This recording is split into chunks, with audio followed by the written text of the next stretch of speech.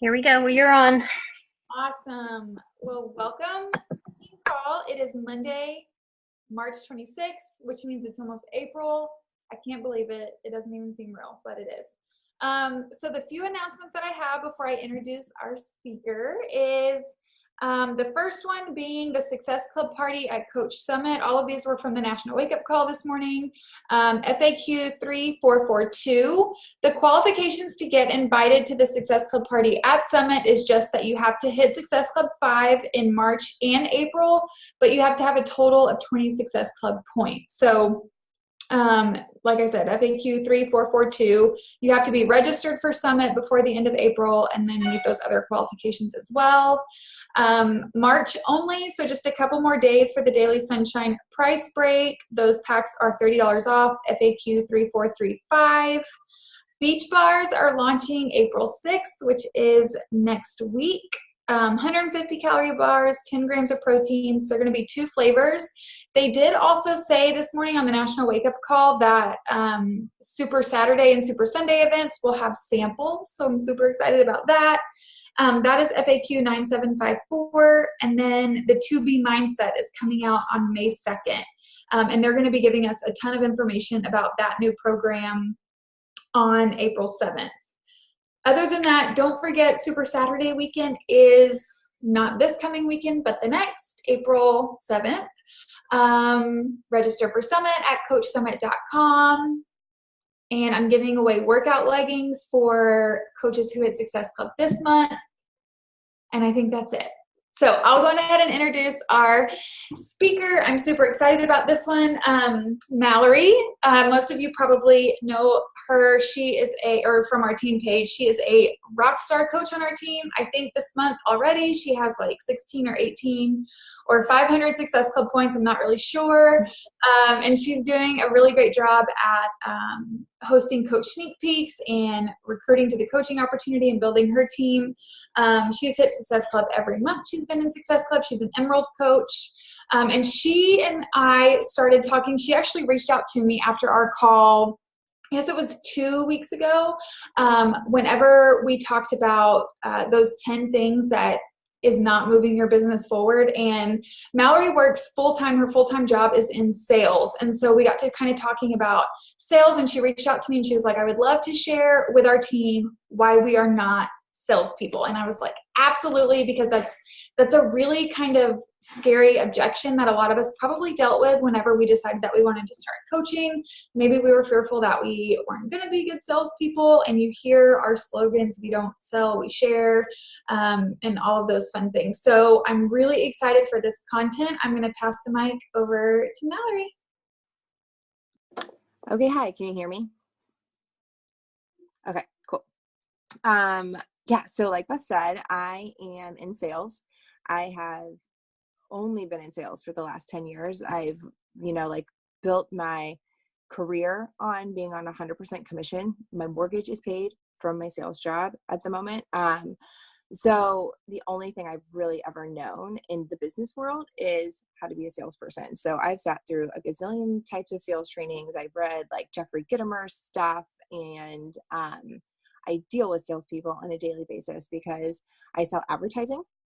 So the difference of me like selling advertising and versus me selling like vacuum cleaners, like something you use on a daily basis, is it's something that's intangible. And to me, it's one of the hardest things to sell because I'm selling an idea of something. I'm selling the hope that I'm going to, for example, sell one of my clients who's a mattress store. I am selling him an advertising campaign, and he's basically buying the hope that someone will hear it and walk into his store, where he is actually selling a physical product of mattresses. So there's not a lot of like measurability in what I do. It's just like, okay, let's hope we sold something really creative and somebody was listening at just the right time.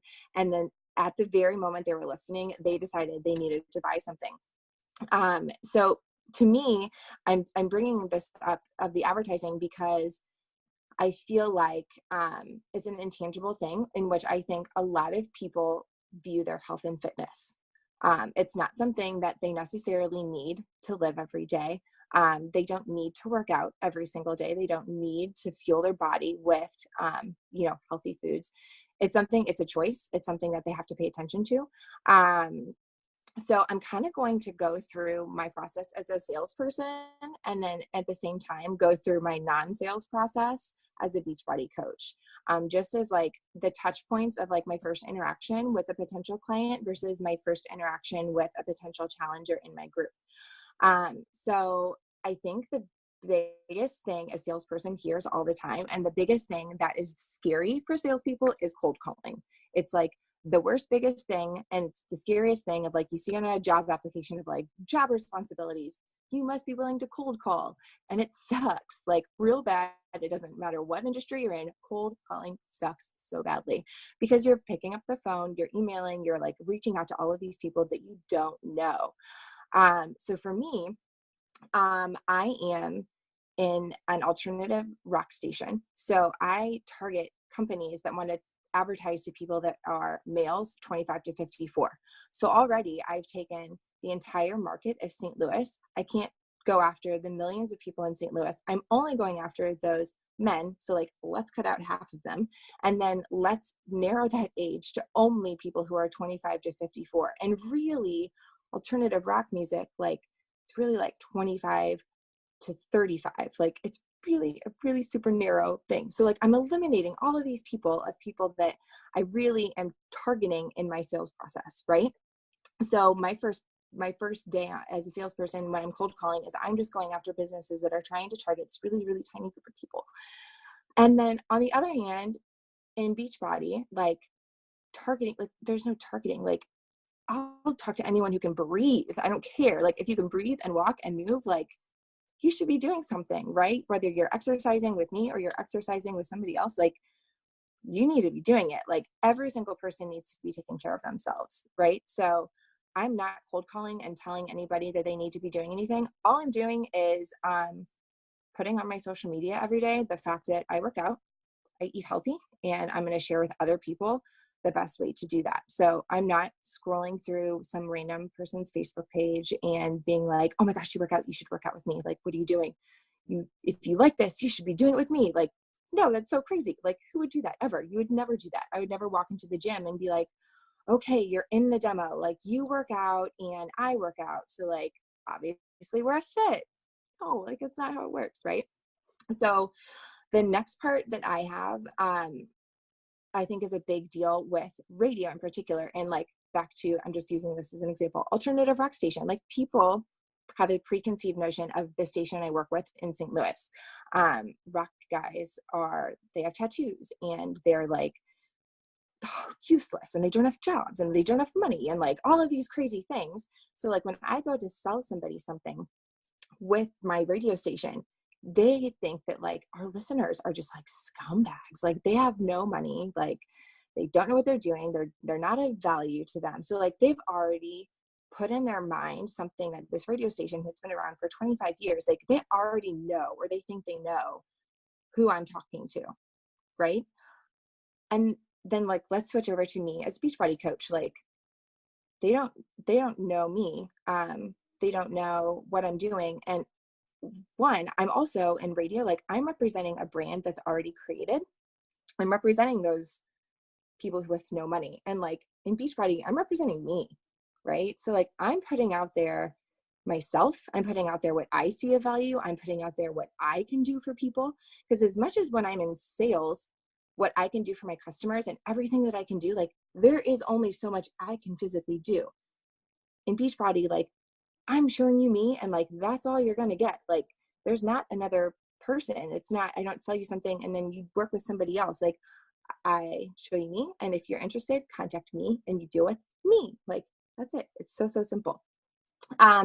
So let's say that I finally get a meeting with somebody because I've been cold calling in my radio business, and my mattress customer who like normally goes after women is like, okay, I'm going to listen to you because you said that you're awesome and like you do reach people with money and they're not just useless tattooed guys. Like, great, meet with me. So go in, have a meeting, probably, after 7 to 10 times that I've tried calling him, that I tried emailing him, he's finally like, oh my God, just I'll meet with you and like, don't come back, right? Because you're annoying the heck out of me. So meet with them, sit down with it for an hour and like kind of figure out what's going on. Who are they trying to target? What are they trying to do? What do they need from me as a salesperson? And then to me, as a challenger or as somebody who's like potentially interested, I feel like that step kind of gets sidestepped a little bit in the Beachbody, because going back to like Colin Beachbody, I'm not selling anything to anybody. I'm not cold calling. I am presenting myself as who I am, what I'm doing every single day. And I'm just putting it out there. Like if anyone wants to join me and do this, ask me a question. I'm not cold calling you. I haven't called you 7 to 10 times saying like, I have the best thing for you ever in life, even though I think that's true. I'm just putting it out there and like making it available. Because let me tell you something, like people don't call me at the radio station and say, I want to spend so much money with you. Like, let me just call you. Like you have been talking, I've been hearing radio commercials and I just think I should be doing that too. Like that does not happen. Let me tell you, like it doesn't happen. So anyway, so now we're like, somebody's reached out to me and I like berated this client and like he's annoyed with me by the time the first time I'm meeting him, my client is annoyed with me. And the first contact I have with a challenger is they're like impressed by what's going on and like they've probably been uplifted by like whatever we're doing, like whether you're working out every single day, sharing your shakes, sharing like your kids eating healthy with you, like completely different mindset in that first very simple meeting that you have with them, website or in person. So let's say by some miracle I sell this mattress company this like amazing campaign, right? They're like spending lots and lots of money and we've created these commercials and they give me money.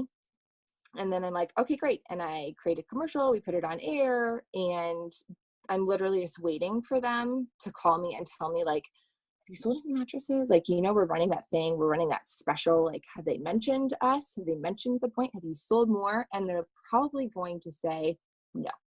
Like 9 times out of 10, no matter what, they'll probably say no. Whether it has worked or it hasn't worked, they're never going to give me credit for it working. Never in a million years. If it's not working, like for sure, canceled. If it is working and they don't want to give me credit, they'll probably call me and ask to do the exact same thing and pay less money. Or, you know, just do something else. Can I get just, it's never simple. It's never like, oh my gosh, you sold me the perfect campaign. I got 1 million customers. It was just what I was looking for. 1 million customers. Doesn't happen. What we do, you guys all know when you're running a challenge group, like without even asking, without saying anything, you'll have people in your group reach out to you and be like, this is working. Like I didn't know what to expect. I didn't have, you know, high expectations. I didn't have low expectations. I just came in and was like, did the work and oh my gosh, I did it. And I think the difference, the biggest difference is that in sales, somebody hands me something, gives me money, I go do something, and then they're hoping I do something for them. What we are doing is we're saying, let me show you this. I'll give you every single thing that you need to make this work, but you are doing the work. You as a challenger are doing the work. So I'm only as invested as my challenger is. And it takes the challenger, the person that's doing the work every single day, that's pushing play, that's drinking the Shakeology, they're doing the work. And they are going to be way more invested in a program that they're doing every single day, that they're going to want to show you like, hey, listen, look what I did today. Like, look what I did. I did this every single day for 7 days and I want you to know this. And they want you to know that it's working because they did it. Like it's something to be proud of. So I think for me, I just want to end by saying that like sales process here, non-sales process here, the biggest difference to me is that in sales, it's a lot about like who can do what, show me what you can do. It's all about competition. And what we do is all about show me how I can help you. And it's all about support. So sales is competition. We're support.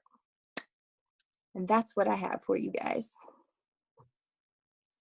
Awesome. I loved it. Can you guys hear me?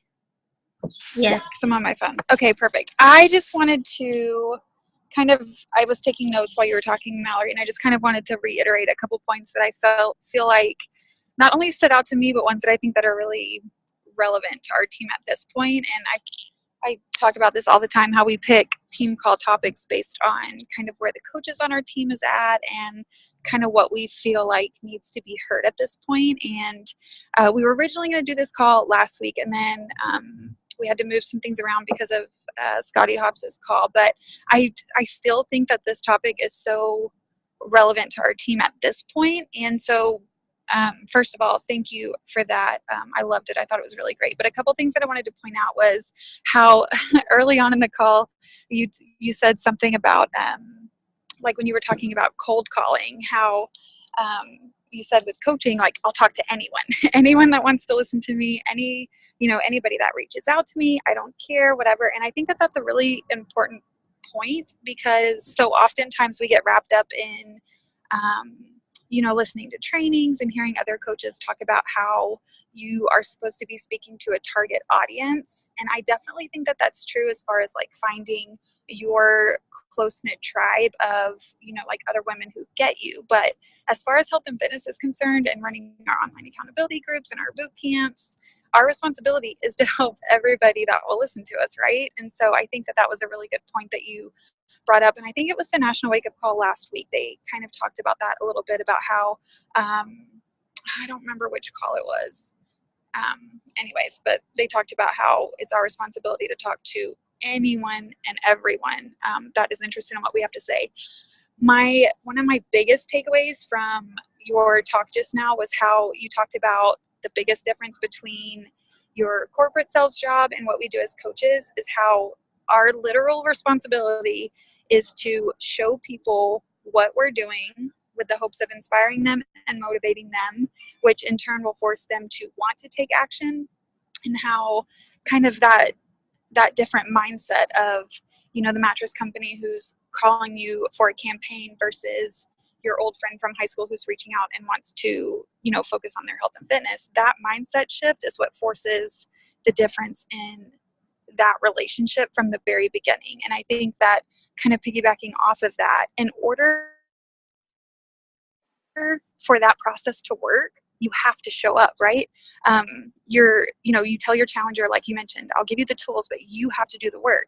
And I posted something about this in the team page this morning. I'm not sure if anybody has read it yet, but I talked about mindset and how, like this business is yours. And until you change your perspective and your mindset around knowing that, your upline is there to support you, just like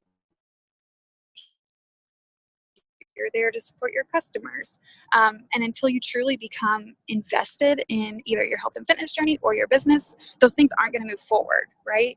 And so I think that that's something that's really important to remember. And I kind of think about it from this is a business, right? So think about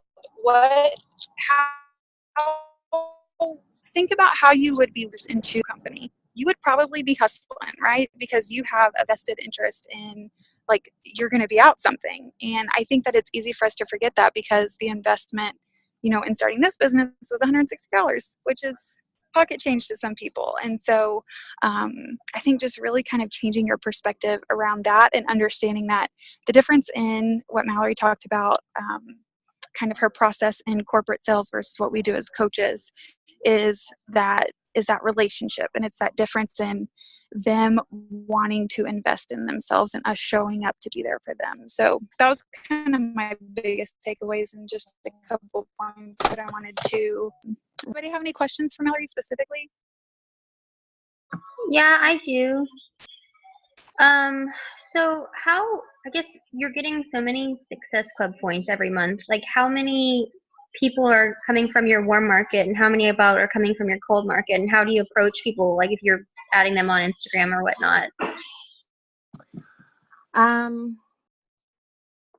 It's kind of surprising, because I feel like my niche group is a good example of it being like 50% of the people I've been trying to get in my group, like from day one, and 50% of the people that I've never reached out to, nor I had any idea that they had interest in it. And I think the only reason that happens is because I'm consistent with posting. And I think I just do the same thing every day. I mean, I think like 2 weeks ago, I was texting Beth, like, I don't know what's going on. Like, I'm not doing anything different. And I'm not, like, I am struggling hitting Success Club this month. I don't know what's happening. And she was like, oh, me too. Like, I don't know. And then I was in Utah. So I was like, shoot, like, I'm going to be out of town for a week. And I don't know if I'm even going to have reception to be able to post stuff. And I think the day I got back, I think I signed up 2 people the night before I went to Utah, and I signed up like 4 people the night I came back. And it sounds silly to me, but I almost feel like people were like waiting for me to get back because they felt bad about reaching out to me. Like they saw that I was out of town. But it also showed me that like I was still present, even though I wasn't only posting about my workout stuff. I was literally just saying like, hey, I'm in Utah. I'm having an awesome time this week. Like trying to fit my life in, trying to fit my workout in what I'm doing. And that was the best week I think I've had in signing people up. And it was like a week I was freaking out because I wasn't available as I wanted to be to people who I wanted. And I started a new challenge group that Monday. So I was like in the car in Utah trying to go live. I couldn't go live. So I recorded a video and trying to put it in my challenge group that week. So it was just like, you know, I don't know. I just, in being consistent, but I would say the other thing is just like being available and being present, because I had the day after, 2 days after I got back from Utah, I had one person message me I didn't know, I wasn't friends with. I swear, I think she like clicked on the 80 Day Obsession hashtag or clicked on some hashtag because I have zero connection to her. She just messaged me and said, hey, I was watching your page, not to be creepy. I like workout, can you tell me more about it? And it was that interesting. The time that's ever happened to me in months. Every other person, that even if it was like a cold person, was someone that I'd noticed that had been following my stories, followed me on Instagram. But I would say regardless of if it's a cold lead or a warm lead, I'm still asking them the same questions because I still don't know why they finally reached out to me. Like my perfect person that I think would be amazing in this challenge group, that my friend Stephanie, for example, I'm still trying to get her to do it. The first post I ever made, she commented on, because she was like one of 3 people to comment on, and she still hasn't joined the challenge group. I'm like, what? Like, why are you not doing this? I know you're interested in this. I know you're into health and fitness. I'm seeing you post it.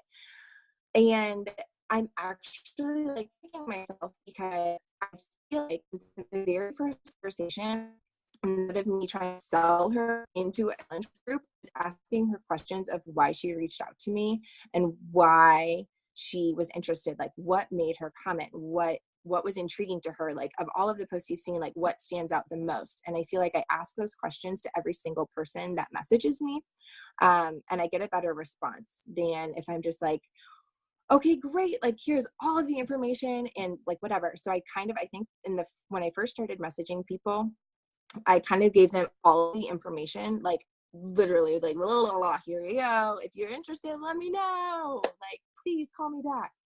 And then now I give them a little bit of information like, hey, like here's a little info. These groups I run are 21 days. There's like hundreds of different workouts you can choose from. There's meal plans that go with, whatever your goals are. Speaking of, like, what are your goals? Why did you reach out to me? Was it weight loss? Did you need more accountability? And I wait for them to respond to me because I've given them so much info that if they want more, they'll ask me. Nobody has not responded to me from a question. So then without me giving them more information, they're forced to respond to me to say, yeah, you know what? I need to lose 10 pounds, or I do work out, but I would like to work out more consistently. So now I can go back to them and say, here's why I think you would be a good fit then, because you do want to lose 10 pounds. Here's a couple examples of girls that I've had that lost weight.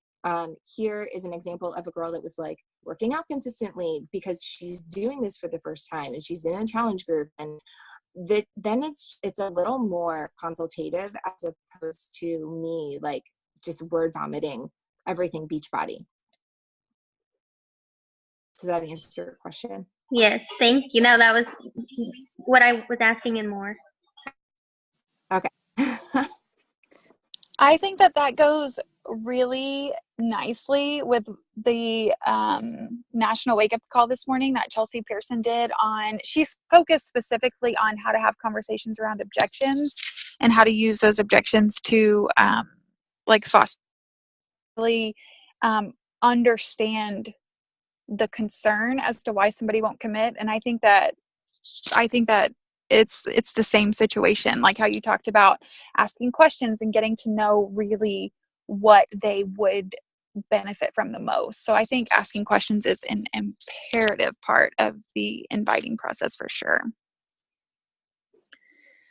Does anybody else have any more questions?